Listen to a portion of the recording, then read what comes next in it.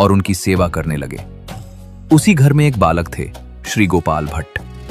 जब उन्होंने महाप्रभु के चरणों में प्रणाम किया तो महाप्रभु ने उन्हें स्नेहपूर्वक अपनी गोद में उठा लिया और अपने प्रसाद से अनुग्रहित किया।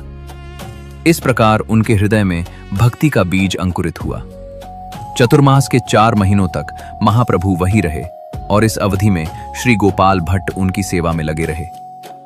जब महाप्रभु के प्रस्थान का समय आया तो पूरा परिवार विरह में डूब गया। श्री गोपाल भट्ट उनके चरणों में गिर पड़े।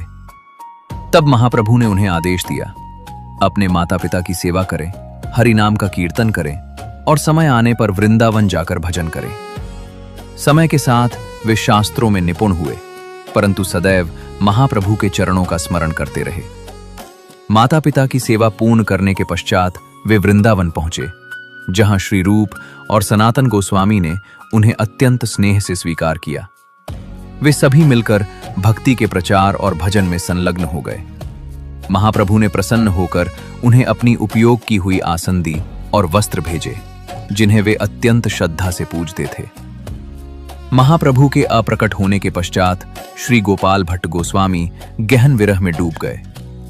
तभी एक दिन भगवान ने उन्हें स्वप्न में आदेश दिया, यदि तुम मेरे दर्शन करना चाहते हो तो नेपाल जाओ।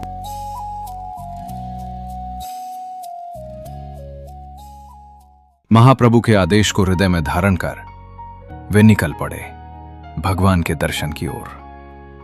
नेपाल की पावन भूमि में काली गंडकी नदी के तट पर श्री गोपाल भट्ट गोस्वामी ने स्नान किया। जब उन्होंने अपना कमंडलू जल में डुबोया तो वे आश्चर्यचकित रह गए। कुछ शालिग्राम शिलाएं स्वयं उनके कमंडलू में आ गईं। उन्होंने सोचा, ये कैसे संभव है, और उन्हें पुनः नदी में प्रवाहित कर दिया।